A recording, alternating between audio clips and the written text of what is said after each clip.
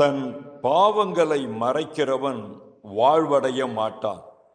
அவைகளை அறிக்கை செய்து விட்டுவிடுகிறவனோ இரக்கம் பெறுவான். நீதிமொழிகள் 28:13. நம்முடைய ஆபத்து, நமக்கு எங்க ஆபத்து இருக்குன்னா, பாவம் செய்யும் பொழுது இல்லை. பாவம் செய்யும் பொழுது அந்த ஆபத்தினுடைய ஒரு நுழைவுக்குள்ள, அதாவது ஆபத்தினுடைய தொடக்கத்துக்குள்ள நம்ம காலடி எடுத்து வச்சிடறோம்.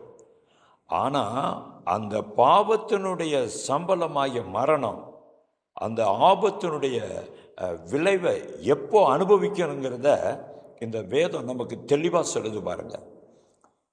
ஆதாமும் ஏவாளும் பாவம் செஞ்ச பிற்பாடும் ஏதேனுக்குள்ள தான் இருந்தாங்க. அவங்க ஒருத்தருக்கு ஒருத்தர் பாவத்தை மறைக்கிறதுக்கு சாக்கு போக்கு சொன்னதுனால வெளியே போனாங்க. பாவம் செஞ்சும் நிர்வாணமானாலும் உள்ளதான் இருந்தாங்க. மறைக்கிறதுனால அவங்க துரத்தப்பட்டாங்க. ஆகானுடைய வாழ்க்கையும் பாருங்க, அவனும் அப்படித்தான். தன்னுடைய கோத்திரத்துக்கு சீட்டு விழும்போதே அவன் ஏற்று இருந்திருக்கணும். அவன் பேர் வர்ற வரைக்கும் தன் பாவங்களை மறைச்சான். அதனால அவன் குடும்பம் முழுவதும் அழிஞ்சு போச்சு. அனனியா சபையில், புதிய ஏற்பாடில் அனனியா சபையில் பார்ப்போம். அவங்களும் பொய் சொல்றாங்க, அவங்க குடும்பமும் அழிஞ்சு போச்சு. ஆனால் தாவீது நாத்தானால் உணர்த்தப்படும் பொழுது உடனே சரண்டர் ஆயிட்டான்.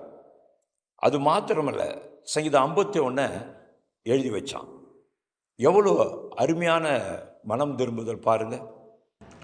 இப்போ மோசமான பாவத்தில் விழுந்த தாவீது உடனே மனம் திரும்பும் பொழுது தேவன் அவனை உயர்த்துறதை நம்ம பார்க்குறோம்.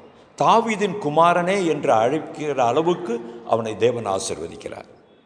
நம்முடைய வாழ்க்கையில் எவ்வளவோ பாவங்கள், எவ்வளவோ அட்டுழிய அநியாயங்கள், ஆனால் உடனே அவர்கிட்ட வந்துடுவோம். மனந்திருந்தே ஓமையில், மனந்திருந்தே அந்த குமாரனுடைய ஓமையில் நம்ம அருமையாக ஒரு காரியத்தை பார்க்குறோம் இல்லையா? தன் அண்டையில் அந்த பன்னிகை நாத்தத்தோடு கூட வரும் பொழுது அவர் வெறுத்து தள்ளாமல் அரவணைத்து கொள்கிறார் இல்லையா?